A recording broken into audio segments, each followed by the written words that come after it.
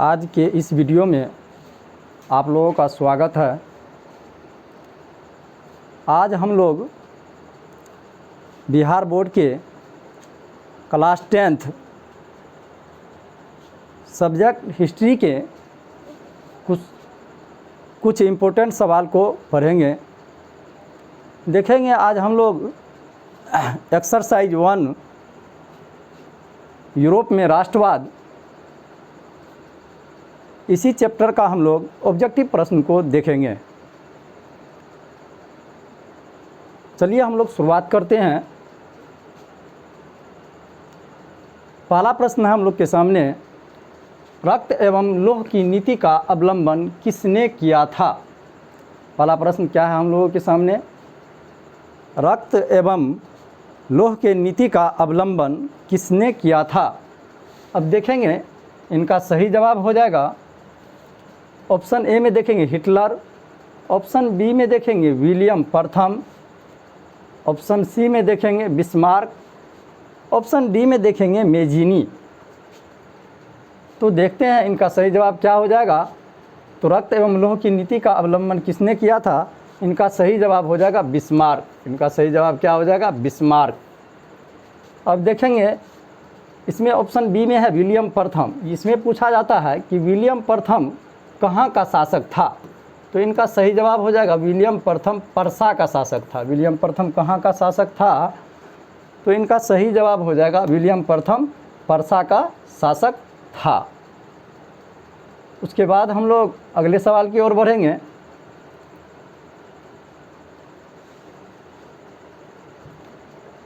देखेंगे अगले सवाल की ओर। तो अगले सवाल में है फ्रैंकफर्ट की संधि कब हुई? फ्रैंकफर्ट की संधि कब हुई? तो देखेंगे फ्रैंकफर्ट की संधि कब हुई। ऑप्शन ए में है 1871 ईस्वी, ऑप्शन बी में है 1870 ईस्वी, ऑप्शन सी में है 1866 ईस्वी, ऑप्शन डी में है 1864 ईस्वी। तो देखेंगे फ्रैंकफर्ट की संधि कब हुई। इनका सही जवाब हो जाएगा 1870 ईस्वी। फ्रैंकफर्ट की संधि कब हुई थी? 1870 ईस्वी। उसके बाद हम लोग बढ़ेंगे अगले सवाल की ओर। अगला सवाल है, यंग इटली की स्थापना किसने किया? यंग इटली की स्थापना किसने किया? देखेंगे ऑप्शन ए में हमारे पास है गैरीबाल्डी ने, ऑप्शन बी में है मेजीनी ने, ऑप्शन सी में है बिस्मार्क ने, ऑप्शन डी में है काबूर ने। तो यंग इटली का स्थापना किसने किया? तो इनका सही जवाब हो जाएगा मेजीनी ने। इनका सही जवाब हो जाएगा यंग इटली का स्थापना किसने किया? तो मेजीनी ने। यंग इटली का स्थापना किसने किया? मेजीनी ने। उसके बाद हम लोग अगले सवाल की ओर बढ़ेंगे। सवाल है, सिडोन का युद्ध कब हुआ था? सवाल हम लोग के सामने है, सिडोन का युद्ध कब हुआ था? तो देखेंगे सिडोन का युद्ध कब हुआ था। ऑप्शन ए में है 1867 ईस्वी, ऑप्शन बी में है 1868 ईस्वी, ऑप्शन सी में है 1870 ईस्वी, ऑप्शन डी में है 1871 ईस्वी। तो देखेंगे सिडोन का युद्ध कब हुआ था, तो इनका सही जवाब हो जाएगा 1870 ईस्वी। सिडोन का युद्ध कब हुआ था? 1870 ईस्वी में। हम लोग बढ़ेंगे अगले सवाल की ओर। सवाल है, सन 1870 ईस्वी में फ्रांस और पर्सा के बीच युद्ध कहाँ हुआ था? सन 1870 ईस्वी में फ्रांस और पर्सा के बीच युद्ध कहाँ हुआ था? तो देखेंगे ऑप्शन ए में है सिडोन, ऑप्शन बी में है सेडोवा, ऑप्शन सी में है साइडाइन, ऑप्शन डी में है फ्रैंकफर्ट। तो देखेंगे इनका सही जवाब हो जाएगा सन 1870 ईस्वी में फ्रांस और पर्सा के बीच युद्ध कहाँ हुआ था? तो इनका सही जवाब हो जाएगा सिडोन। इनका सही जवाब हो जाएगा सिडोन। फ्रांस और पर्सा के बीच 1870 में युद्ध कहाँ हुआ था? तो सेडोन। उसके बाद हम लोग अगले सवाल की ओर बढ़ेंगे। सवाल है वियना सम्मेलन किस वर्ष हुआ था? क्या है सवाल? वियना सम्मेलन किस वर्ष हुआ था? तो देखेंगे ऑप्शन ए में है 1815 ईस्वी, ऑप्शन बी में है 1820 ईस्वी, ऑप्शन सी में है 1825 ईस्वी, ऑप्शन डी में है 1830 ईस्वी। तो वियना सम्मेलन कब हुआ था? तो इनका सही जवाब हो जाएगा 1815 ईस्वी। वियना सम्मेलन कब हुआ था? तो 1815 ईस्वी।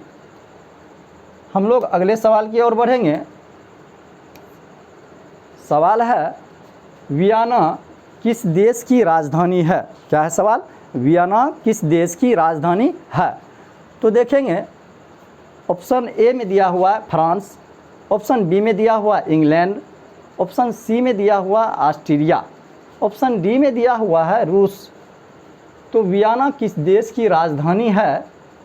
तो इनका सही जवाब हो जाएगा ऑस्ट्रिया। वियना किस देश की राजधानी है? तो इनका सही जवाब हो जाएगा ऑस्ट्रिया। उसके बाद हम लोग अगले सवाल की ओर बढ़ेंगे। सवाल है क्रीमिया का युद्ध किस वर्ष हुआ? क्या है सवाल हम लोग के सामने है?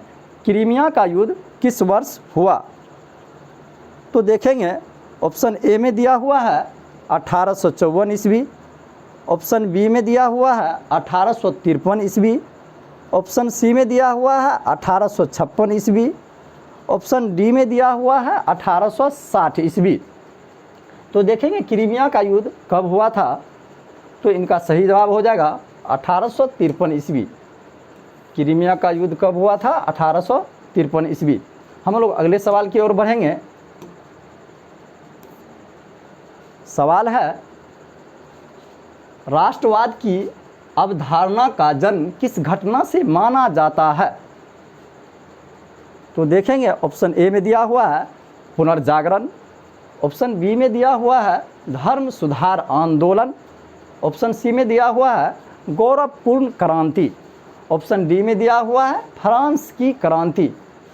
राष्ट्रवाद की अवधारणा का जन्म किस घटना से माना जाता है? तो इनका सही जवाब हो जाएगा फ्रांस की क्रांति से।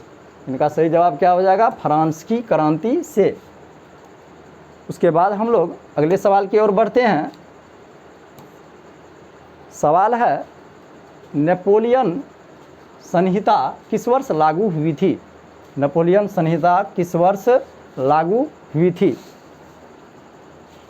इनका सही जवाब हो जाएगा ऑप्शन ए में देखेंगे 1789 ईस्वी, ऑप्शन बी में देखेंगे 1791 ईस्वी, ऑप्शन डी में देखेंगे 1804 ईस्वी।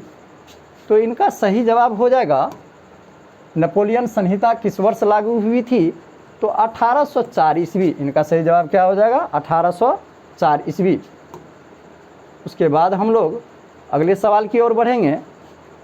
सवाल है वियना सम्मेलन कांग्रेस, इनको वियना सम्मेलन या वियना कांग्रेस के नाम से भी जाना जाता है। तो वियना सम्मेलन का अध्यक्ष कौन था? वियना सम्मेलन का अध्यक्ष कौन था? तो इनका सही जवाब हो जाएगा वियना सम्मेलन का अध्यक्ष मेटरनिक। इनका सही जवाब क्या हो जाएगा? मेटरनिक। उसके बाद हम लोग अगले सवाल की ओर बढ़ेंगे। सवाल है मेटरनिक व्यवस्था का उद्देश्य क्या था? देखेंगे ऑप्शन ए में है गणतंत्र की स्थापना करना, ऑप्शन बी में है प्रजातंत्र की स्थापना, ऑप्शन सी में है पुरातन व्यवस्था की पुनर्स्थापना करना, ऑप्शन डी में है नेपोलियन की पुनर्स्थापना करना। तो देखेंगे इनका सही जवाब हो जाएगा पुरातन व्यवस्था की पुनर्स्थापना करना। पुरातन व्यवस्था की पुनर्स्थापना करना यानी पुराने जो व्यवस्था थे उन्हीं को फिर से मेटरनिक लागू करना चाहते थे। उसके बाद हम लोग अगले सवाल की ओर बढ़ेंगे। सवाल है काउंट काबूर की मृत्यु किस वर्ष हुई? काउंट काबूर की मृत्यु किस वर्ष हुई? ऑप्शन ए में है 1800 ईस्वी, ऑप्शन बी में है 1861 ईस्वी, उसके बाद ऑप्शन सी में है 1864 ईस्वी, ऑप्शन डी में है 1866 ईस्वी। तो काउंट काबूल की मृत्यु किस वर्ष हुई थी? तो इनका सही जवाब हो जाएगा 1861 ईस्वी। काउंट काबूल की मृत्यु किस वर्ष हुई थी? 1861 ईस्वी। उसके बाद हम लोग अगले सवाल की ओर बढ़ेंगे। सवाल है, इटली और जर्मनी के एकीकरण का विरोधी कौन था? इटली और जर्मनी के एकीकरण का विरोधी कौन था? देखेंगे, ऑप्शन ए में दिया हुआ है ऑस्ट्रिया, ऑप्शन बी में दिया हुआ फ्रांस, ऑप्शन सी में दिया हुआ है ब्रिटेन, ऑप्शन डी में दिया हुआ है रूस। तो देखेंगे इनका सही जवाब हो जाएगा ऑस्ट्रिया। इटली और जर्मनी के एकीकरण का विरोधी कौन था? तो ऑस्ट्रिया। उसके बाद हम लोग अगले सवाल की ओर बढ़ेंगे। सवाल है, जर्मनी का एकीकरण किस वर्ष पूर्ण हुआ? ऑप्शन ए में देखेंगे 1861 ईस्वी, ऑप्शन बी में देखेंगे 1864 ईस्वी, ऑप्शन सी में देखेंगे 1870 ईस्वी, ऑप्शन डी में देखेंगे 1871 ईस्वी। तो इनका सही जवाब हो जाएगा 1871 ईस्वी। जर्मनी की का एकीकरण किस वर्ष पूरा हुआ? तो 1871 ईस्वी। उसके बाद हम लोग अगले सवाल की ओर बढ़ेंगे। सवाल है, लाल कुर्ती का गठन किसने किया? लाल कुर्ती का गठन किसने किया? तो लाल कुर्ती जो है एक सेना का संगठन था। देखेंगे इसमें इनका सही जवाब क्या होगा। ऑप्शन ए में मेजिनी ने, ऑप्शन बी में काबूर ने, उसके बाद ऑप्शन सी में गैरीबाल्डी ने, ऑप्शन डी में बिस्मार्क ने। तो लाल कुर्ती का गठन यानी लाल कुर्ती नामक सेना का गठन या लाल कुर्ती संगठन किसने किया था? तो लाल कुर्ती नामक सेना का गठन जो है किसने किया था? इनका सही जवाब हो जाएगा गैरीबाल्डी ने। इसी से पूछा जाता है गैरीबाल्डी पेशे से क्या था? सवाल पूछा जाता है गैरीबाल्डी पेशे से क्या था? तो इनका सही जवाब हो जाएगा नाविक। गैरीबाल्डी पेशे से क्या था? तो इनका सही जवाब हो जाएगा नाविक। उसके बाद हम लोग अगले सवाल की ओर बढ़ते हैं। सवाल है, जाल्वे राइन संघ की स्थापना किस वर्ष हुई थी? जाल्वे राइन संघ की स्थापना किस वर्ष हुई थी? ऑप्शन ए में देखेंगे 1830 ईस्वी, ऑप्शन बी में देखेंगे 1832 ईस्वी, ऑप्शन सी में देखेंगे 1834 ईस्वी, ऑप्शन डी में देखेंगे 1836 ईस्वी। तो इनका सही जवाब हो जाएगा 1834 ईस्वी। जाल्वे राइन संघ की स्थापना कब हुई थी? 1834 ईस्वी में। उसके बाद जाल्वे राइन क्या थी? तो जाल्वे राइन जो है एक व्यापारियों का संगठन था। जाल्वे राइन क्या था? तो व्यापारियों का संगठन। जाल्वे राइन क्या थी? तो व्यापारियों का संगठन। उसके बाद हम लोग आगे बढ़ेंगे अगले सवाल की ओर। सवाल है,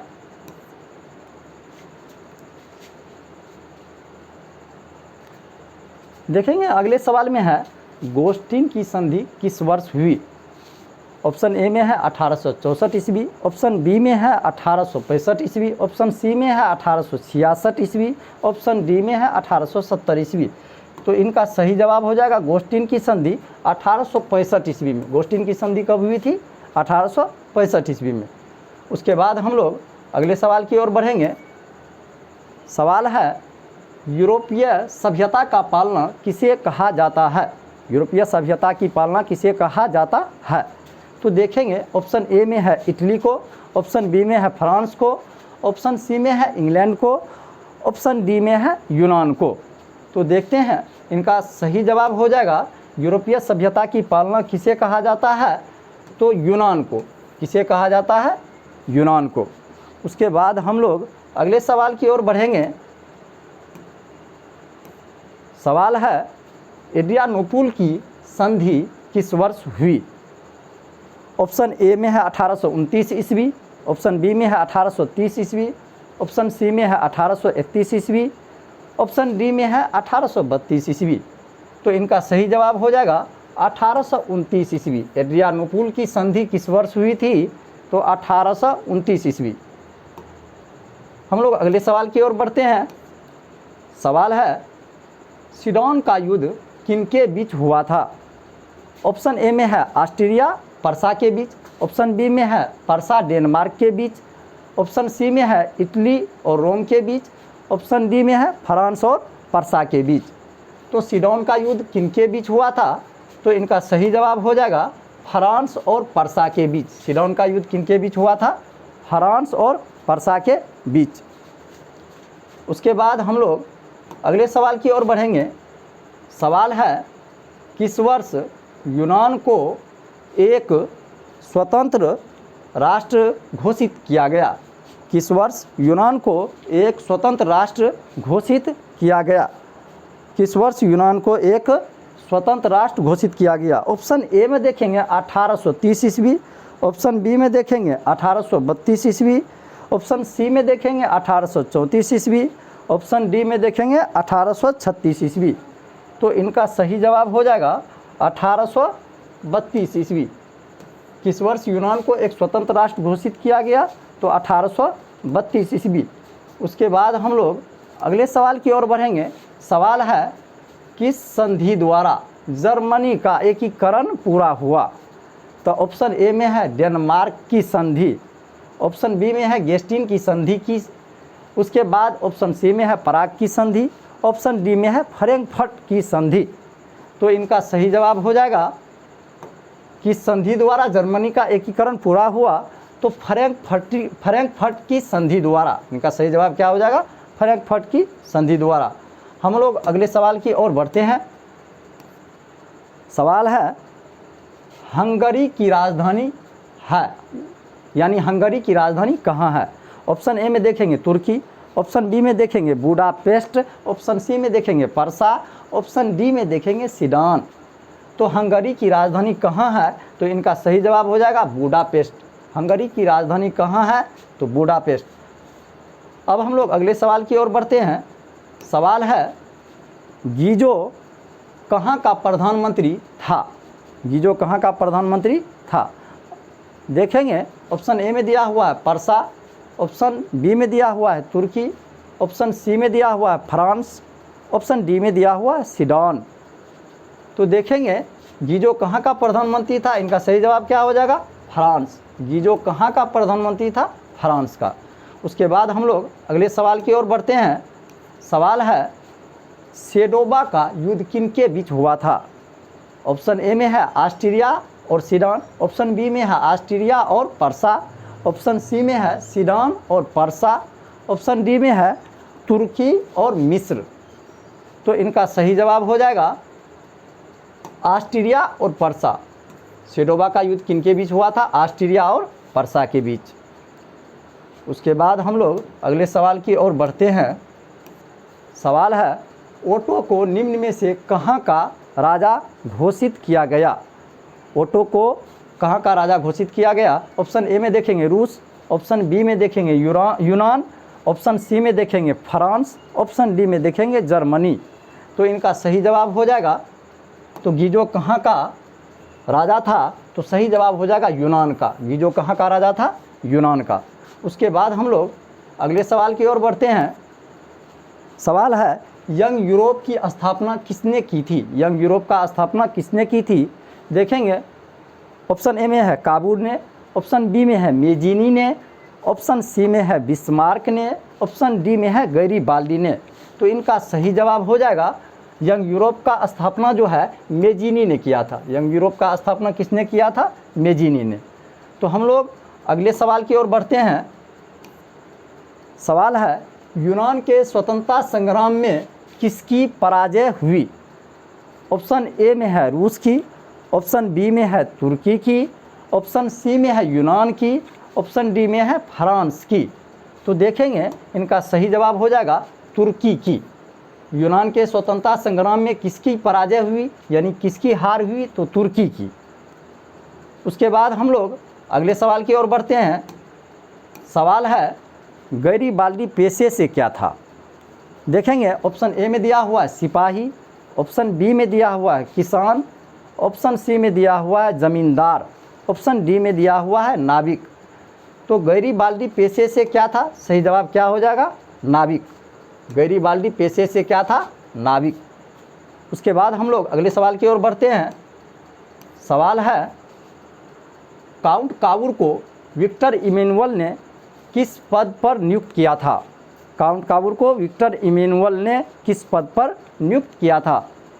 देखेंगे ऑप्शन ए में है सेनापति, ऑप्शन बी में दिया हुआ है फ्रांस में राजदूत, ऑप्शन सी में दिया हुआ है प्रधानमंत्री, ऑप्शन डी में दिया हुआ है गृह मंत्री। तो देखेंगे इनका सही जवाब हो जाएगा प्रधानमंत्री। गीजो किस पद पर थे? तो प्रधानमंत्री के पद पर। उसके बाद हम लोग अगले सवाल की ओर बढ़ते हैं। सवाल है रक्त एवं लौह की नीति का अवलंबन किसने किया था? क्या है सवाल? रक्त एवं लौह की नीति का अवलंबन किसने किया था? देखेंगे ऑप्शन ए में दिया हुआ है मेजीनी, ऑप्शन बी में दिया हुआ है हिटलर, ऑप्शन सी में दिया है बिस्मार्क, ऑप्शन डी में दिया हुआ है विलियम प्रथम। तो देखेंगे रक्त एवं लौह की नीति का अवलंबन किसने किया था? इनका सही जवाब हो जाएगा बिस्मार्क ने। रक्त एवं लौह की नीति का अवलंबन किसने किया था? तो बिस्मार्क ने। उसके बाद हम लोग अगले सवाल की ओर बढ़ेंगे। सवाल है वियना कांग्रेस के द्वारा फ्रांस में किस शासक यानी किस वंश की पुनर्स्थापना की गई थी? वियना कांग्रेस के द्वारा किस वंश की स्थापना की गई थी? ऑप्शन ए में दिया हुआ है हैब्सबर्ग, ऑप्शन बी में दिया हुआ आलिया, ऑप्शन सी में दिया हुआ बुर्बो, ऑप्शन डी में दिया हुआ जार शाही। तो देखेंगे इनका सही जवाब हो जाएगा बुर्बो। वियना कांग्रेस द्वारा किसकी स्थापना किया गया था? तो बुर्बो। कहीं कहीं बुर्बो राजवंश भी देखने को मिलेगा। तो वियना कांग्रेस द्वारा किस वंश की स्थापना की गई थी? तो बुर्बो राजवंश की। उसके बाद हम लोग अगले सवाल की ओर बढ़ते हैं। सवाल है जर्मन राइन राज्य का निर्माण किसने किया था? ऑप्शन ए में है लुई 18वां, ऑप्शन बी में है नेपोलियन बोनापार्ट, ऑप्शन सी में दिया हुआ है नेपोलियन तृतीय, ऑप्शन डी में दिया हुआ है बिस्मार्क। तो देखेंगे जर्मन राइन राज्य का निर्माण किसने किया था? तो इनका सही जवाब हो जाएगा नेपोलियन बोनापार्ट ने। जर्मन राइन राज्य का निर्माण किसने किया था? तो नेपोलियन बोनापार्ट ने। उसके बाद हम लोग अगले सवाल की ओर बढ़ते हैं। सवाल है मारी आन किस देश के राष्ट्रवाद की प्रतीक थी? तो मारी आन किस देश के राष्ट्रवाद की प्रतीक थी? ऑप्शन ए में देखेंगे फ्रांस, ऑप्शन बी में देखेंगे रूस, ऑप्शन सी में देखेंगे इटली, ऑप्शन डी में देखेंगे जर्मनी। तो मारी आन किस देश के राष्ट्रवाद की प्रतीक थी? तो इनका सही जवाब हो जाएगा फ्रांस। इनका सही जवाब क्या हो जाएगा? फ्रांस। उसके बाद हम लोग अगले सवाल की ओर बढ़ते हैं। सवाल है 1830 की क्रांति के बाद फ्रांस में किस प्रकार का शासन स्थापित हुआ? देखेंगे ऑप्शन ए में दिया हुआ है निरंकुश राजतंत्र, ऑप्शन बी में दिया हुआ है संघीय शासन व्यवस्था, ऑप्शन सी में दिया हुआ है गणराज्य, ऑप्शन डी में दिया हुआ है संवैधानिक राजतंत्र। तो देखेंगे 1830 के क्रांति के बाद फ्रांस में किस प्रकार का शासन व्यवस्था स्थापित हुई थी? तो इनका सही जवाब हो जाएगा निरंकुश राजतंत्र, ऑप्शन ए। इनका सही जवाब क्या हो जाएगा? निरंकुश राजतंत्र। उसके बाद हम लोग अगले सवाल की ओर बढ़ते हैं। सवाल है एक्ट ऑफ यूनियन किस वर्ष पारित हुआ था? क्या है सवाल? एक्ट ऑफ यूनियन किस वर्ष पारित हुआ था? देखेंगे ऑप्शन ए में दिया हुआ है 1688 ईस्वी में, ऑप्शन बी में दिया हुआ है 1707 ईस्वी में, ऑप्शन सी में दिया हुआ है 1788 ईस्वी में, ऑप्शन डी में दिया हुआ है 1807 ईस्वी में। देखेंगे एक्ट ऑफ यूनियन किस वर्ष पारित हुआ था? तो इनका सही जवाब हो जाएगा 1707 ईस्वी में। एक्ट ऑफ यूनियन किस वर्ष पारित हुआ था? 1707 ईस्वी में। अब हम लोग कुल मिलाकर के 40 प्रश्न किए हैं। फिर इसी तरह हम लोग मिलेंगे नेक्स्ट वीडियो में। एक्सरसाइज 2 का हम लोग हिस्ट्री ऑब्जेक्टिव को देखेंगे। ठीक है, फिर मिलते हैं नेक्स्ट वीडियो में।